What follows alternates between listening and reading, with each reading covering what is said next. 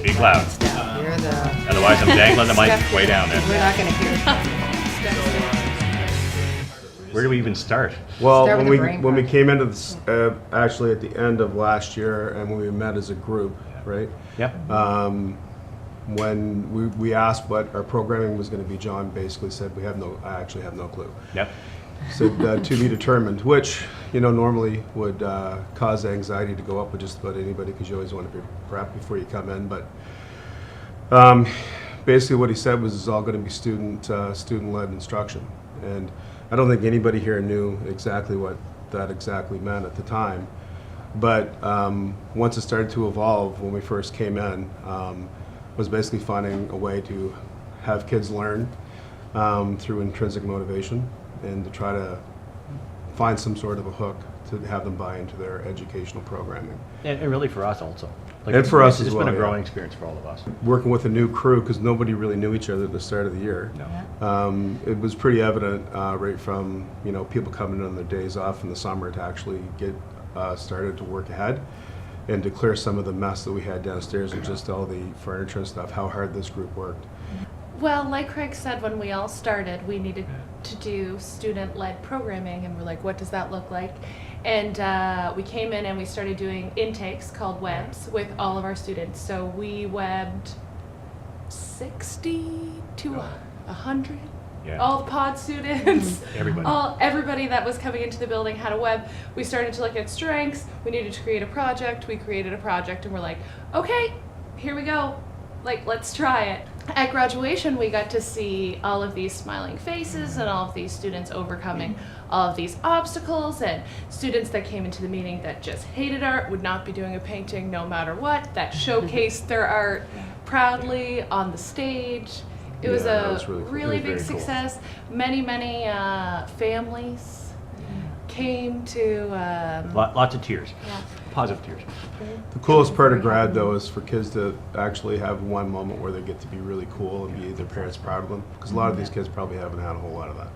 So to see them actually get up and shine for a night, that's the coolest part. And to have all the high school principals, there are 5 high school principals there that Yeah. night, and the district at the table, all that stuff. But we have one particular student where 2 principals came up to give him the diploma.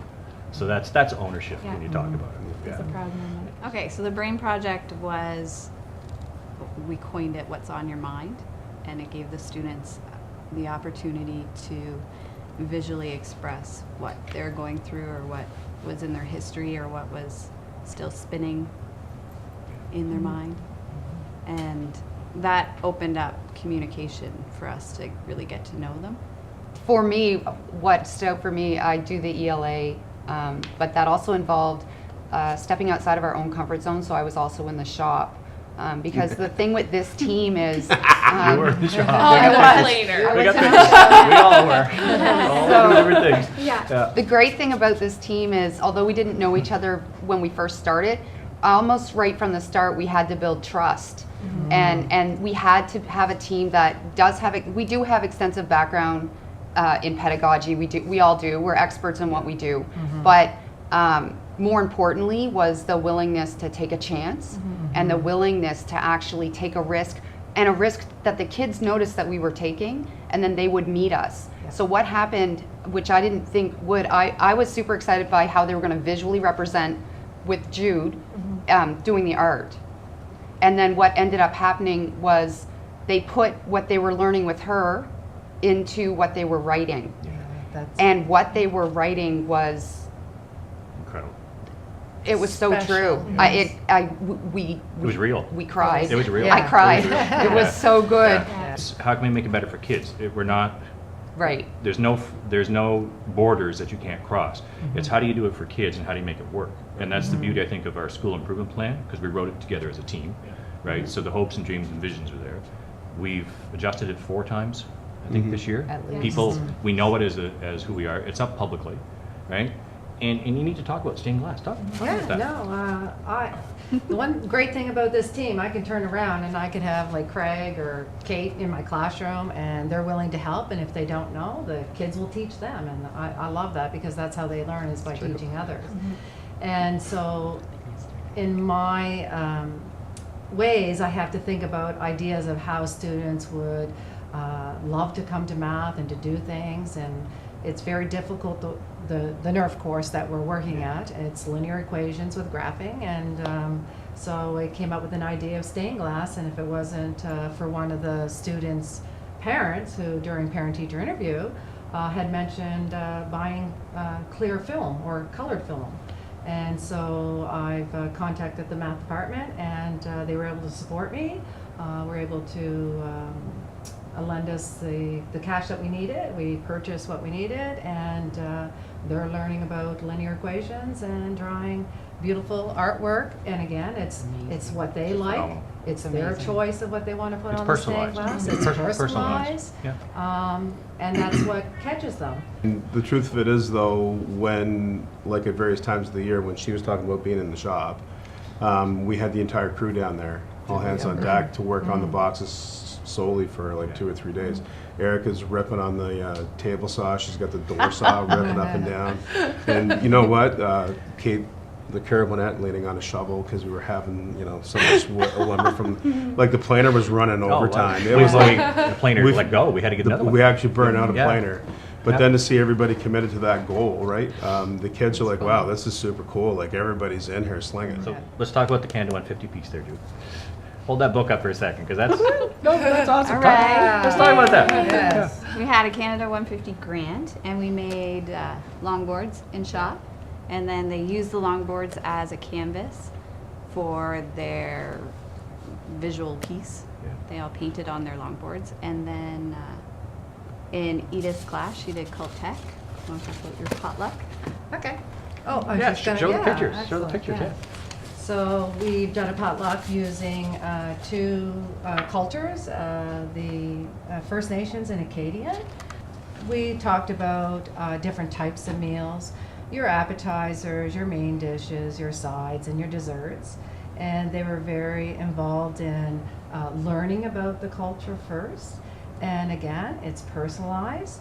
They decided on the groups that they were getting into and what they were choosing, and they learned how to cook more than what the curriculum guide would be in grade 11 or 12. So then we invited a lot of guests. This is a couple pictures of them in the kitchen. They just love it.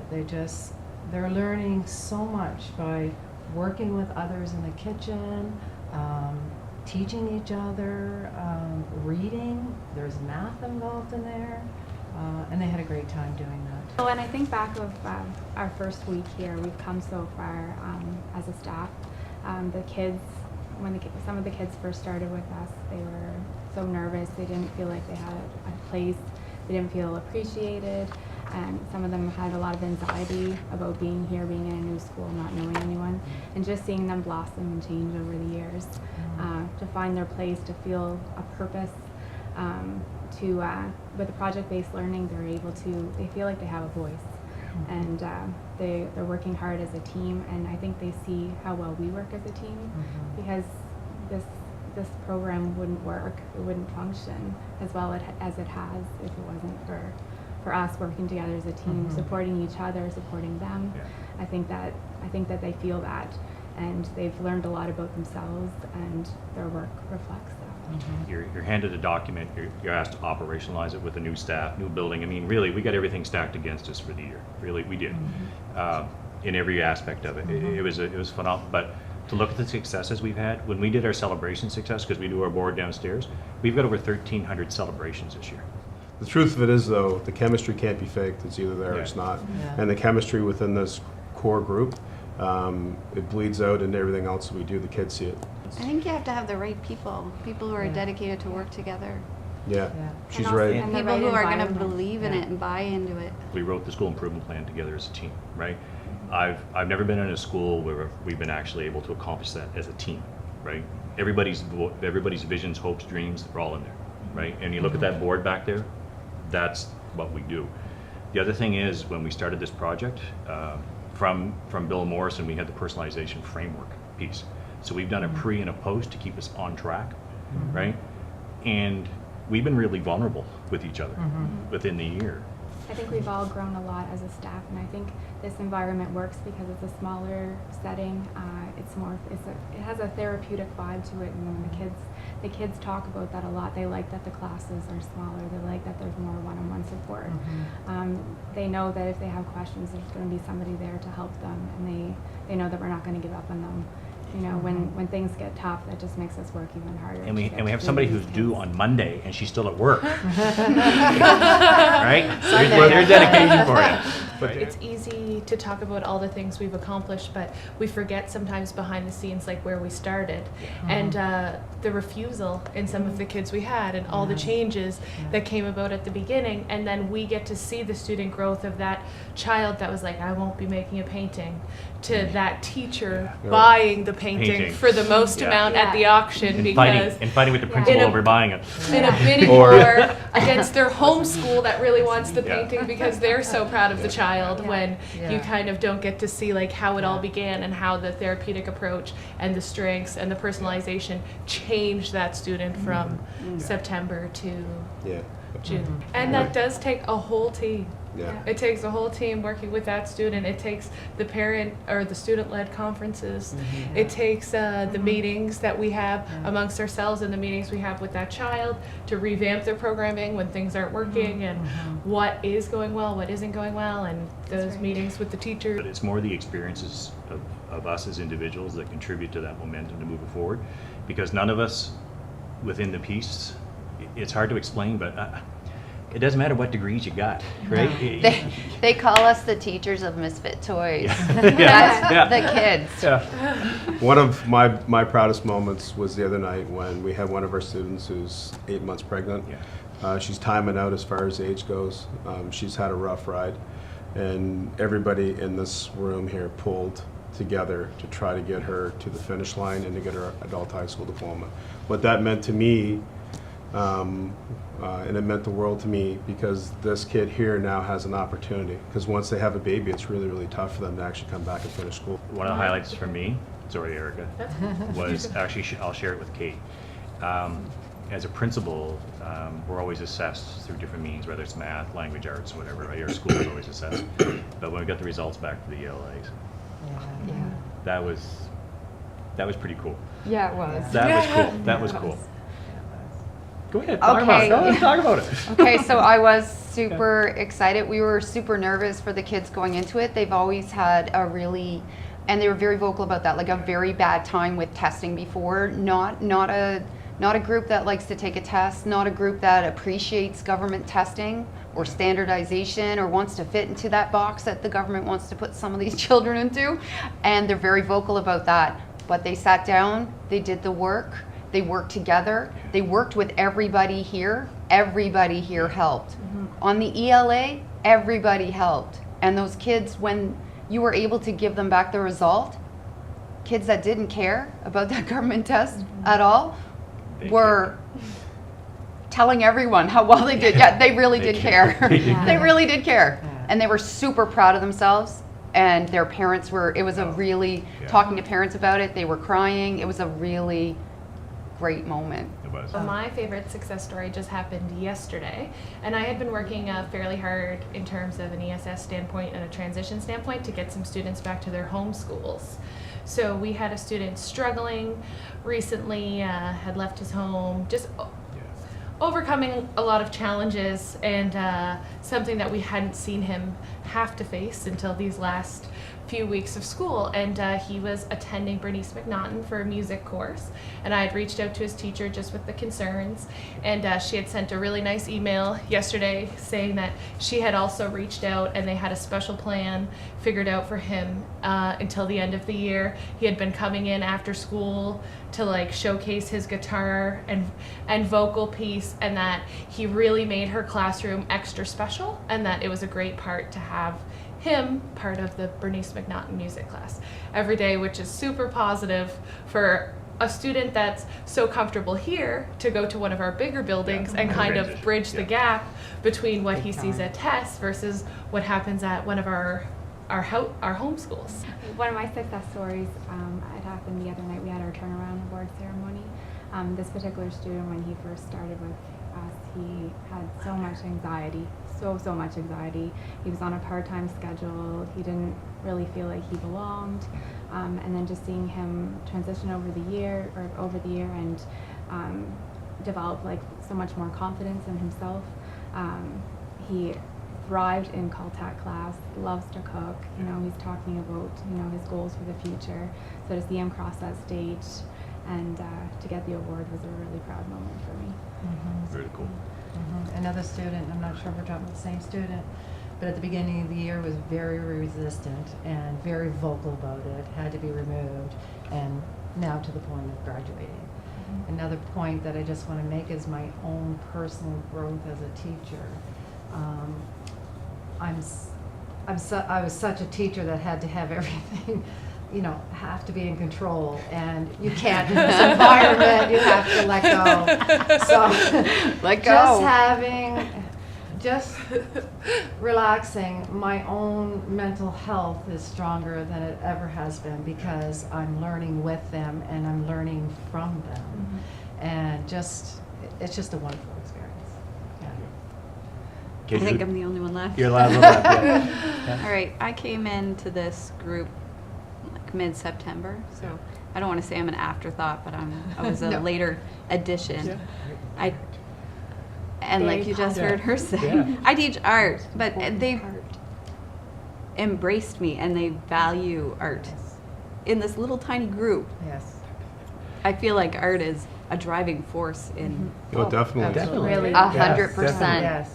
and even the kids would come in and they kind of had a wall up to the idea of doing art. Yeah.